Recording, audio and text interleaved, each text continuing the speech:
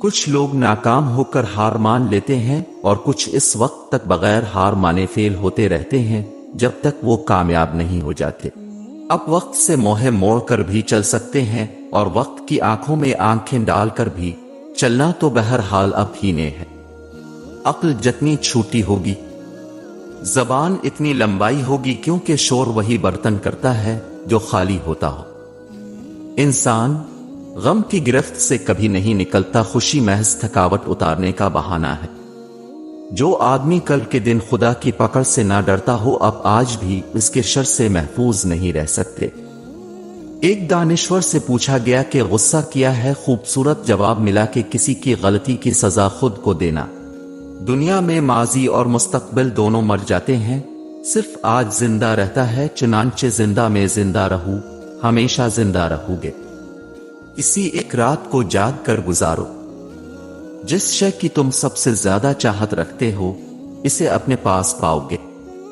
اگر مصیبت کے وقت میں لوگوں سے پناہ اور خیر کی امید ہو تو جان لو کہ تم سیدھی راہ سے بھٹک چکے ہو۔ لوگ کاغذ کی تصویروں میں نمایاں نظر آنا چاہتے ہیں، مگر اپنے کردار کی فکر نہیں کرتے اور بھول جاتے ہیں کہ انسان کا اچھا عمل اس کی سب سے بہترین تصویر ہے۔ زندگی میں دو لوگوں کا بہت خیال رکھو، ایک وہ جس نے تمہاری جیت کے لیے بہت کچھ ہارا ہے، یعنی تمہارا باپ، اور ایک وہ جس نے تمہاری بار کو بھی جیت کہا ہے، یعنی تمہاری ماں۔ اللہ کے چار عذاب جو انسان خوشی سے قبول کر لیتا ہے: سود، جہیز، غیبت اور جھوٹ۔ یہ تکالیف تم تک کچھ پیغام لے کر آتی ہیں، ان پیغامات کو سنو، ان مصائب کا سامنا کرو۔ غم کی رات کا اختتام ہونے کو ہے۔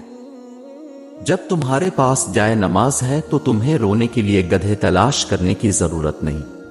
تکلیف قدرتی ہو تو برداشت ہو جاتی ہے، مگر انسانی ہو تو برداشت مشکل ہے۔ زندگی میں سب سے زیادہ بے بس ہم تب ہوتے ہیں جب ہم چاہ کر بھی خود کو ثابت نہیں کر سکتے۔ لوگ کہتے ہیں انسان کو امیر ہونا چاہیے، میں کہتا ہوں انسان کا ضمیر ہونا چاہیے۔